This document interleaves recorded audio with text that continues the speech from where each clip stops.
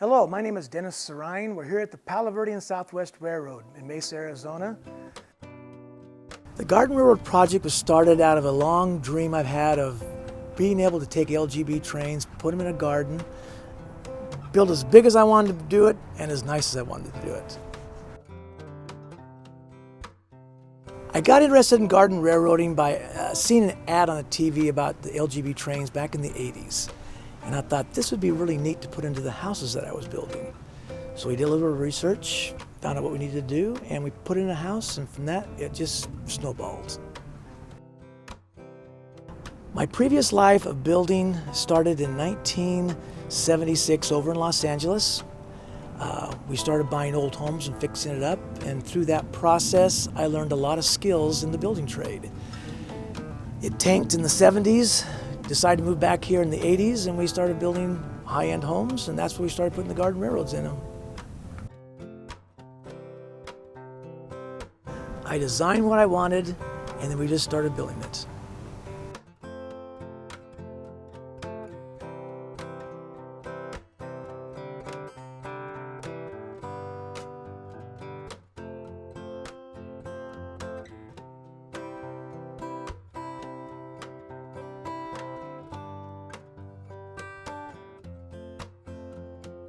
Looks real good. Okay, there we go.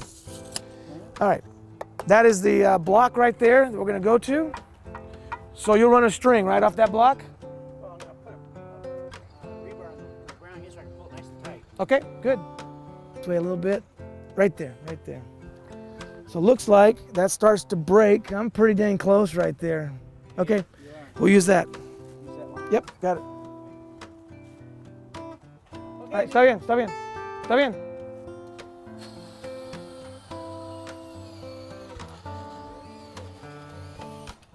All right, what we're trying to do is establish a straight line parallel with this wall to start laying the block for the train track right here. This is one of the higher levels of trains. It's going to be up 3 courses, and we'll have mountains and more landscaping areas right here. So since we have to work from side walls in so we can do dirt. If we made up the walls interior, we'd have no way of putting dirt around the situation. So we got to work our way from a boundary in. So we'll make this wall, we'll grout it, we'll form it, and we'll put dirt on the side. We'll do the next wall, form it, lay it, grout it, put dirt, and go that way until we have the whole thing filled in with dirt. The way this works is this. We really don't care if the ground has a little bit of dip or sway in it. We're laying the open-end bomb beams on the ground, and then we're going to go 3 courses high. We will hammer steel into the ground, number 4 rebar, and it will stick out of the block so we can catch the cement later on when we pour that. And then we'll grout this open-end bomb beam, and because it's open-end bomb beam, there's a lot of positions where the cement or grout can get into, so it makes an awful strong wall. And since it's only supporting a train track and some trains, we really don't need a footing on this situation at all.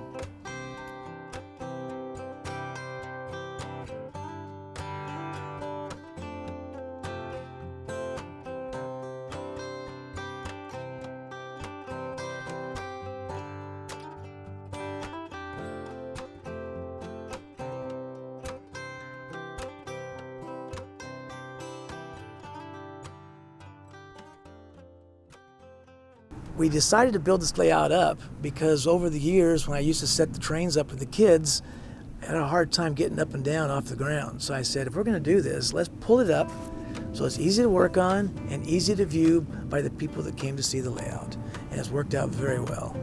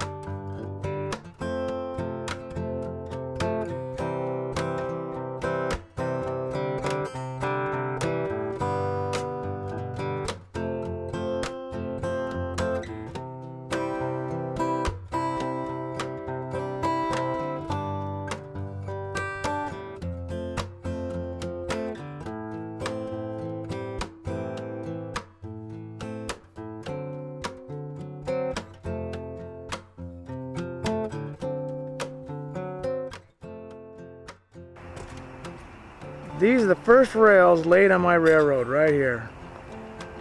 We laid them here for two reasons. First of all, I wanted to get a feel for how this is all going to work with the foam roadbed, the wires between the rail, how they're attached with the screws into the concrete, all that type of stuff. And second of all, we're going to put a tunnel at this location. So since the roadbed is not curved, sloped on the curve here because it's a logging setup, we thought we'd go ahead and do this one first and see how everything went. So this is it. The first track laid on my new railroad. I listened to some guy, I can't remember where I came across him, either in a periodical magazine or on a video. He said, oh, the greatest thing in the world is to solder on these wires and connect your two tracks. Well, I spent about $3,000 doing this with a guy, and come to find out, the pressure of soldering and getting this rail hot bowed the rails inward to where when the trains go over these joints, they pop off the track. So I'm cutting off $3,000 by doing this. It doesn't make me very happy, believe me. I thought these guys knew what they're talking about, but they don't.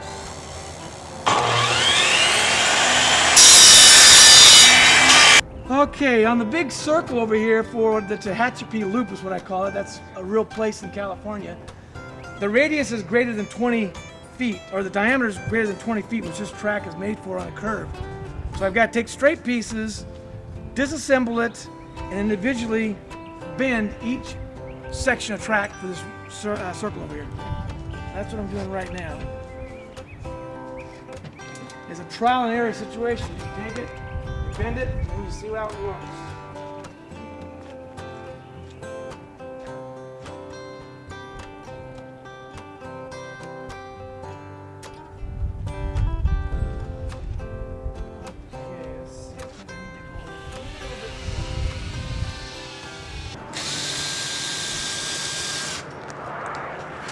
This track is all boogered up and I gotta change it all out because I won't like myself if I don't.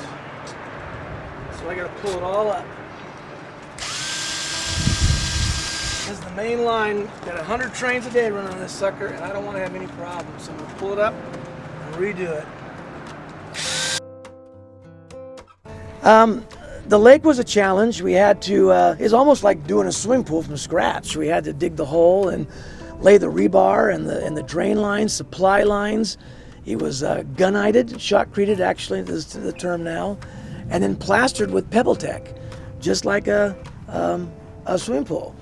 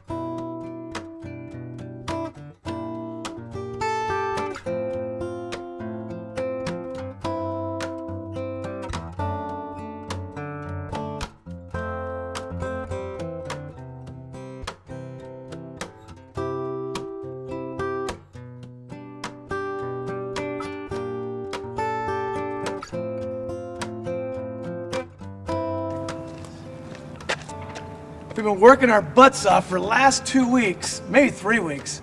I don't know if we're gonna make it tomorrow or not. We have lots we gotta do yet. I can't get the system fired up because Craig used a T15 mark out here but where the wire terminates in the thing is got like a G on it. So we spent all day yesterday just trying to see where these wires are, and now we got to physically hook them up and see if the trains run. Tomorrow's the day. So I don't know what's going to happen. We'll see. Okay.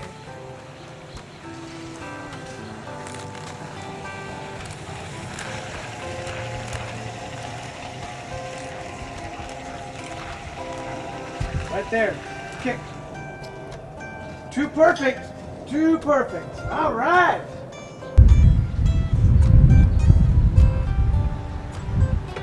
There it goes. Woohoo!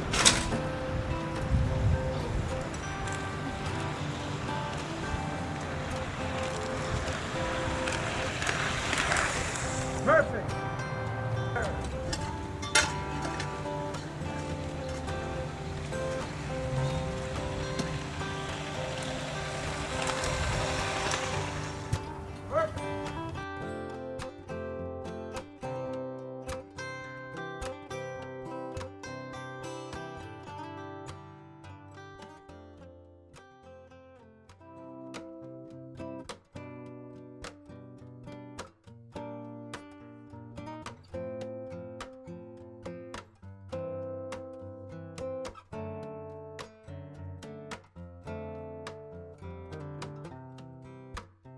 Okay, well, we had a major problem here with these double stack container cars. I thought I had this planned out pretty well when we built these tunnels. I took the highest measurement and made sure the tunnels were okay, but evidently somewhere down the line between the mason and myself, we got this tunnel a little too short. So we thought we could solve the problem by taking the container car, and as you can see, we cut off about a 1/4 inch or maybe 3/16 of an inch or so off this car. It's hidden when it's down in the well, so no big deal. And then we put the regular container on top of that. I thought I had this thing licked, but evidently I didn't when I did the cutting. So anyway, I took it through, and lo and behold, I'm off about 1/8 of an inch from being able to go through that tunnel. So I checked the rest of the tunnels in the layout, and they're all okay. I can clear. But this one I can't. If I cut any more off from the bottom container, I eliminate this floor, and instead of being a 4-sided box, I only have 3 sides, which is going to be bad. So the only other choice I have at this stage is to take and try to lift up this tunnel to give me enough clearance for this thing to go through. So that's what we're doing right now. We got to clear out all the dirt, and once we get to that point, we're going to try to get some jacks on both ends and jack this thing up to where it'll clear the situation. So we're going to see what happens.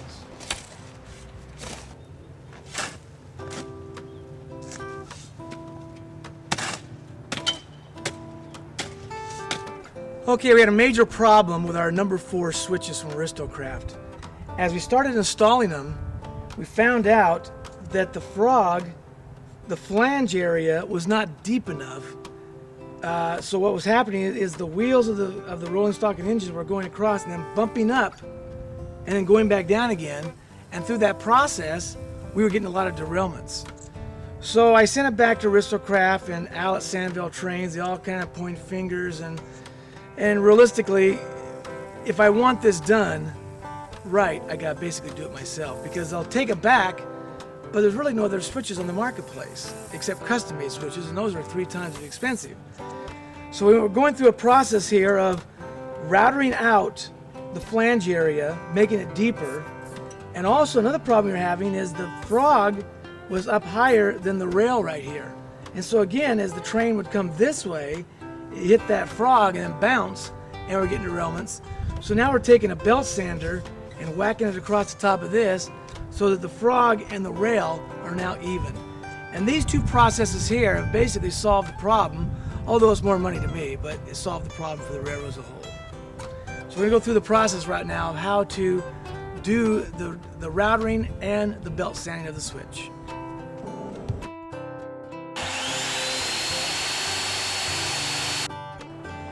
One of the challenges we had of making the groove deeper in this plastic was setting up a router so we could actually cut that groove.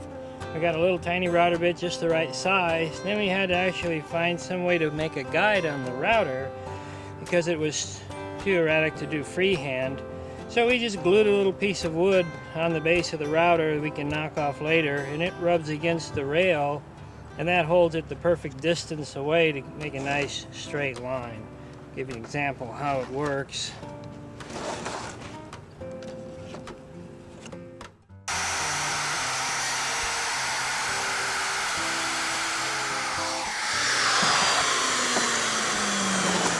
You can see, if you zoom in there, this groove is much deeper than that one now. We'll have to set up the router for the angle, for the curve later, so we're doing all the straight runs first.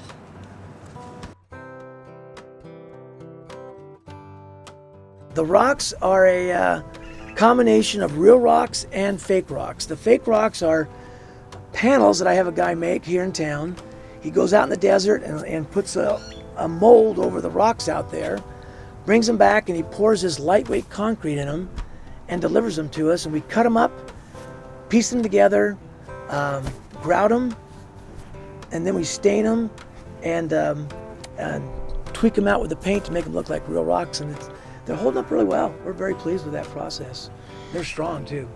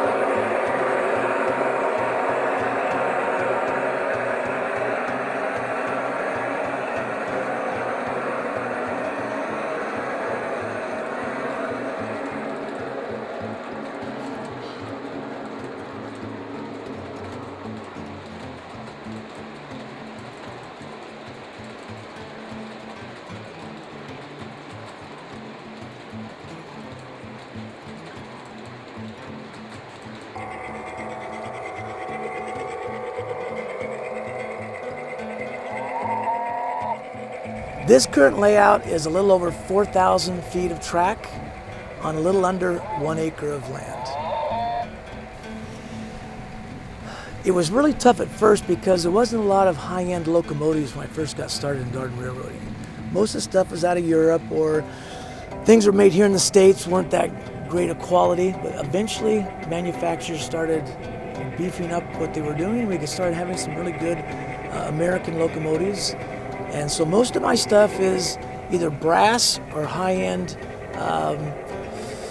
die-cast locomotives.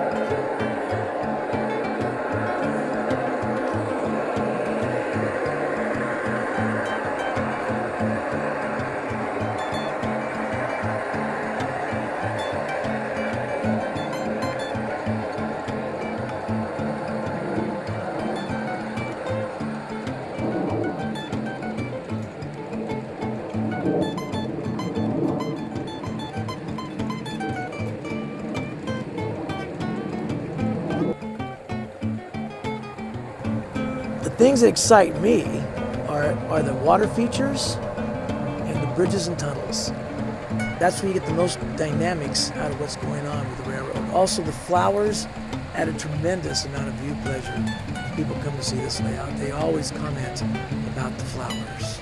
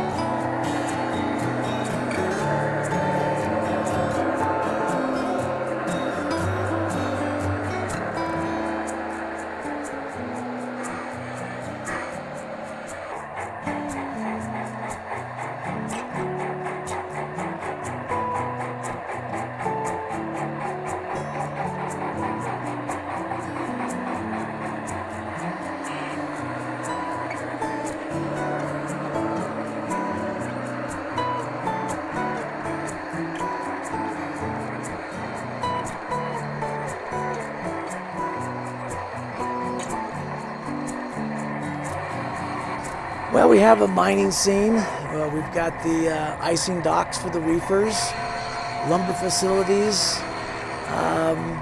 We got a quasi-town over one section of it on the north side over there. Passenger stations, roundhouse, turntable. That's some of the other things we have. I have a combination of track power and battery power. I like the battery power because it gives me more control over all the track areas. Electrical is kind of a nightmare out here because of the distances we have to travel, and it's tough to get the polarity right, so battery power is the way we like to go right now.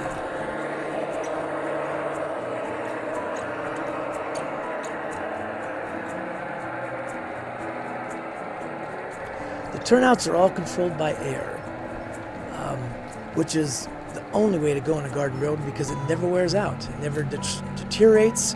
It's always reliable. We've had no problems except for some of the plastic pieces that we got from the manufacturers, but other than that, it's a very reliable system to have.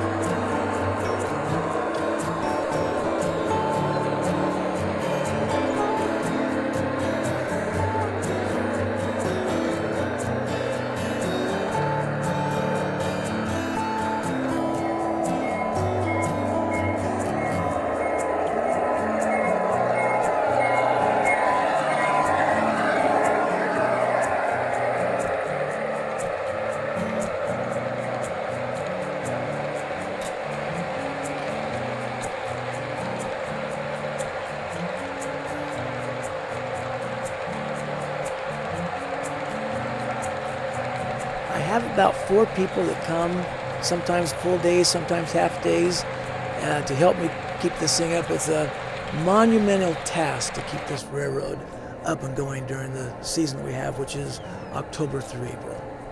Construction started January of 2006. Most of it was completed by 2010, and since then we've been adding little features that were kind of left out in the original construction.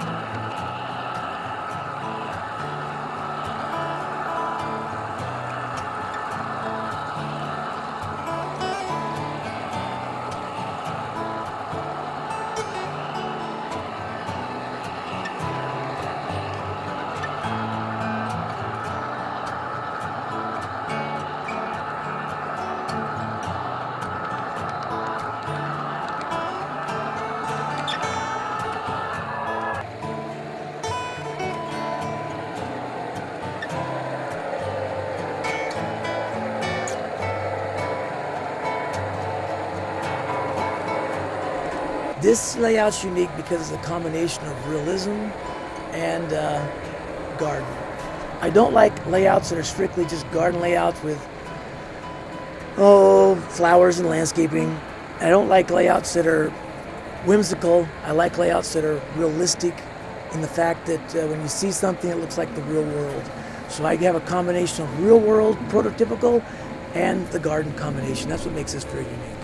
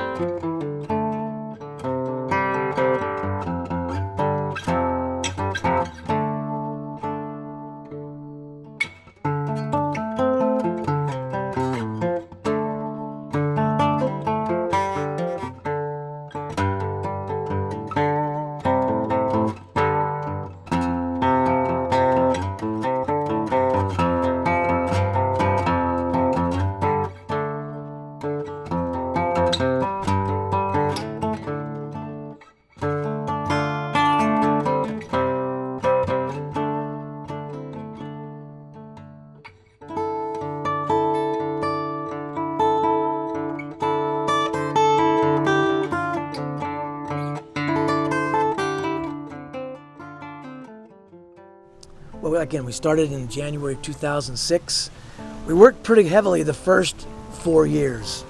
Out here all day long, 8, 12 hours a day to get it up and going. And then after that, we kind of tapered off a little bit because I had the restaurant that was consuming a lot of my time. So I had to kind of back off the Garden Railroad for a while.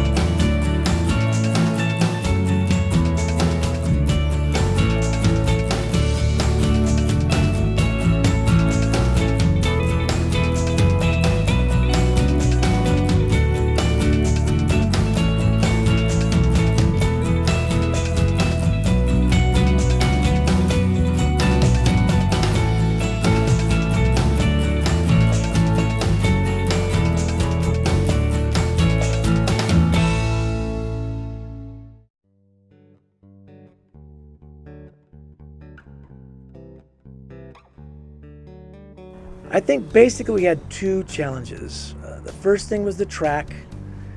I had listened to some so-called experts on how this track should be installed. They told me that I should have jumper cables between every segment of track where you put them together, and I'd have better continuity with my track. Well, we did that only to find out that when we soldered those connections, it bowed the track at the end, and we had nothing but derailments every time we hit one of these segments. So I had to tear all that track out, and we redid it we put little block spacers that would expand and contract with the seasons, which helped keep my track dead straight. We screwed it down, pulled all the screws out to let the rails independently go between the ties, and after we did that, the track has been dead straight on for the last 10 years with no problems whatsoever. The second challenge we had was the tunnels. At the time I built the tunnels, I thought I had the clearance for every car imaginable being made out there. Well, lo and behold, USA Trains came out with the double stack well cars and their auto carriers, and both of those get stuck in one of my tunnels. The one tunnel, we physically got a crane out here and lifted the whole mountain up and shimmed it up so we could get the trains through that tunnel. But the other tunnel, I can't lift up because it's too massive. So either got a choice of it out or just bypassing that particular tunnel when we run the particular trains that don't fit in it. And that's been basically two challenges on this railroad.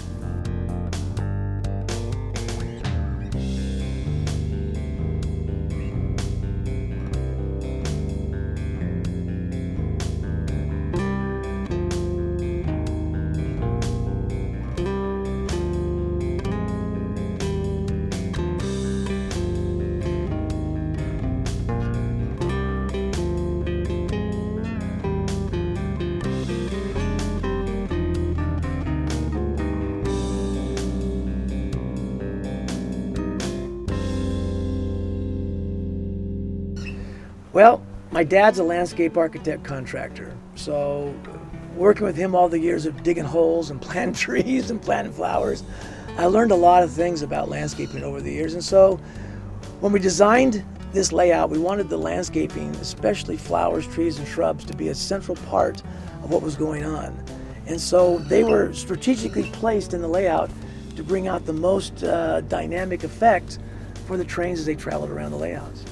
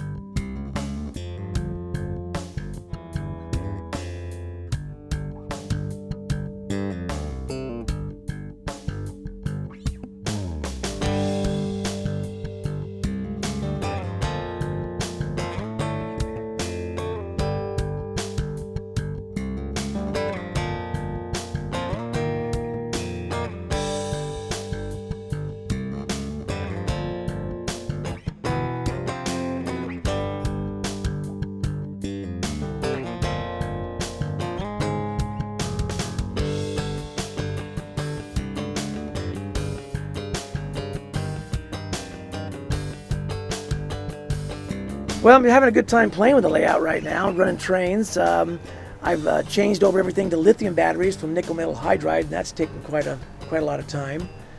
Lithium's much better, stronger, faster, smaller, easier to charge. We have projects that we still want to do, finish up the intermodal facility and finish up the roundhouse turntable areas, and just kind of fine-tune some things we haven't done quite yet. And then hopefully just sit back and play with them and have a fun time.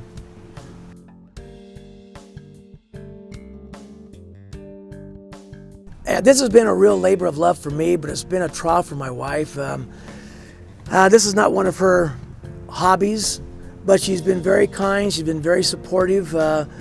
She's gone to me to the train layouts in the summertime, the G-scale conventions every year, and she's come along and she likes to go see other layouts. That's one thing I say that she really likes to do, is see what other people have done, and then she comes back and says, would you like to try this? Would you like to try that? And there's a lot of things in the layout that we've done that are her suggestions. So even though she doesn't quite like what's going on, she supports it. She likes to see all the people that come and have a smile on their face. So that I salute her and appreciate what she does bring to this, even though I know that deep down inside, she really doesn't care for it that much.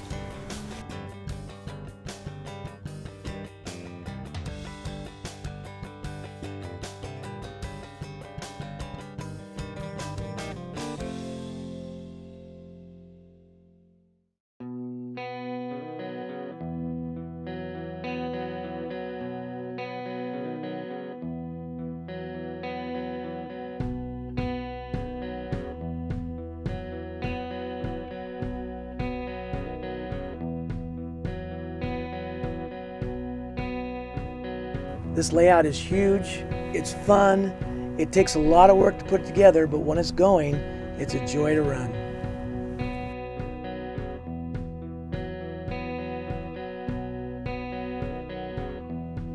The last Christmas open house I had,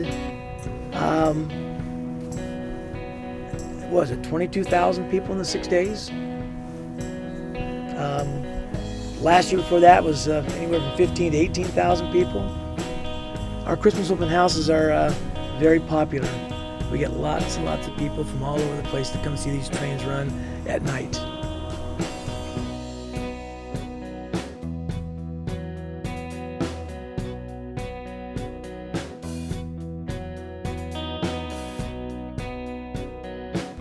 I hope to accomplish a nice layout that I could run and have a fun time on, and that people could come and enjoy just as much as I enjoy it.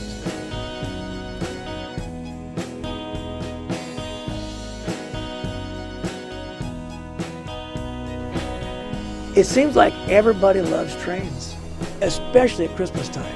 Those two things seem to go together, trains and Christmas. It might be the fascination of things moving. I don't know what it is. I love trains. I've loved trains since 3 years old. So hopefully other people have the same enthusiasm I have about trains, but people love them.